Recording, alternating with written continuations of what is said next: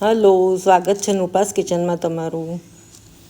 આજે આપણે નવી જ રીતે બટાકાનું શાક બનાવશું। જો તમારા ઘરમાં કોઈ બટાકા લવર હોય, બટાકા જેમને ખૂબ પ્રિય હોય, તો આ શાક એને ખૂબ ભાવશે। આ શાક અમે લોકો હિમાચલની ટ્રીપ પર ગયા હતા, ત્યાં અમે એક ઢાબા પર ખાધેલું અને ત્યાંના શેફને એની રેસીપી પૂછેલી અને એ પ્રમાણે આ બનાવ્યું છે મેં। તો 1 ટીસ્પૂન સૂકા ધાણા લીધા છે, 1 ટીસ્પૂન મરી લીધા છે અને 1 ટીસ્પૂન વલિયારી। આ ત્રણેય સાથે આપણે ખલદસ્તામાં અધકચરા વાટી લઈશું। સાથે આદુ, 2 લીલા મરચાં અને કોથમીરની તાજી ધોઈને સાફ કરેલી દાંડીઓ લીધી છે, તે પણ સાથે વાટી અને એક મસાલો તૈયાર કરી લઈશું આપણે, જે આપણે આગળ ઉપયોગ કરીશું।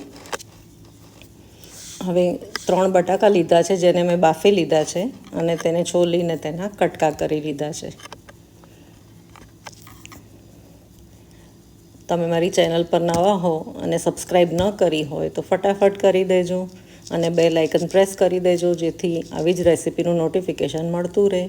હવે સ્લો ગેસ પર મેં એક પેનમાં થોડું તેલ ઉમેર્યું છે, તેમાં જીરું, રાઈ અને હિંગ ઉમેરી છે। હવે રાઈને જીરું તતડે એટલે આપણે વાટીને તૈયાર કરેલો જે મસાલો છે તે ઉમેરી દઈશું તેમાં અને ગેસને સ્લો કરી દઈશું, જેથી આ મસાલો બળી ન જાય। હવે આ મસાલો સરસ સાંતળી લઈશું આપણે। સુગંધ તો એટલી સરસ આવી રહી છે અત્યારે જ, કારણ કે તેમાં સૂકા ધાણાને જીરું છે, સુગંધ ખૂબ સરસ આવી રહી છે। હવે તેમાં 1 ચમચી ધાણા જીરું ઉમેરીશું આપણે, 1 ચમચી લાલ મરચું ઉમેરીશું, કાશ્મીરી ઉમેર્યું છે મેં, કારણ કે આપણે લીલા મરચાં પણ ઉપયોગ કર્યો છે। હવે આ બધું સાંતળી અને તેમાં થોડું પાણી ઉમેરીશું, જેથી આપણા મસાલા બળી ન જાય। આ બધું સરખું સરસ સાંતળી લઈશું। આ શાકમાં આપણે હળદર નથી ઉમેરવાની, મસાલા કાચા ન રહે એટલે સરસ સરખું સાંતળી લઈશું આપણે। તેમાં ચપટીક સંચર ઉમેર્યું છે, 1 ટીસ્પૂન જેટલું સંચર ઉમેર્યું છે, 1 ચમચી આમચૂર ઉમેર્યું છે। બધા મસાલાનો ટેસ્ટ બટાકાના શાકમાં એટલો સરસ આવે છે ને કે તમે ખાતા જ રહી જશો। આ શાક પૂરી, પરાઠા, રોટલી ગમે એની સાથે એટલું સરસ લાગે છે ને, તમે લંચ બોક્સમાં બી પેક કરી આપશો ને તમારા બાળકોને તો ખૂબ મજા આવશે। ઘરમાં વડીલો હશે તેમને પણ આ ભાવશે। હવે થોડું ફરી પાણી ઉમેરી અને આપણે મસાલાને સરખું સાંતળી દઈશું।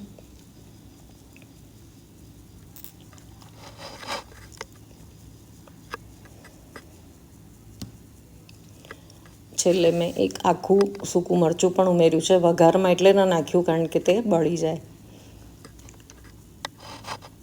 અને હવે તેમાં આપણે બાફીને સમારેલા જે બટાકા છે તે ઉમેરી દઈશું।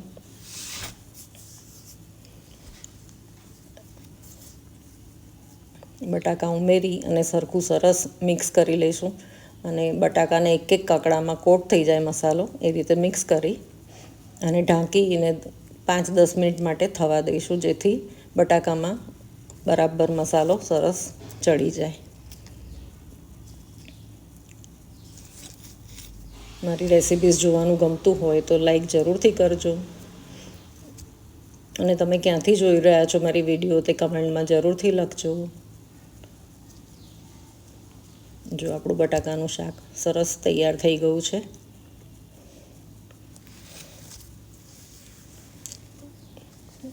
જો ઢાંકીને ખોલ્યું તો સુગંધ એટલી સરસ આવી રહી છે।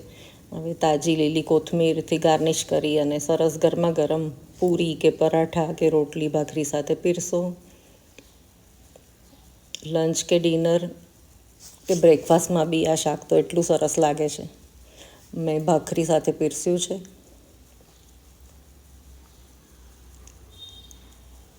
ચાલો ત્યારે ફરી મળીશું આવી જ રેસિપી સાથે। ત્યાં સુધી આવજો ને ધ્યાન રાખજો તમારું।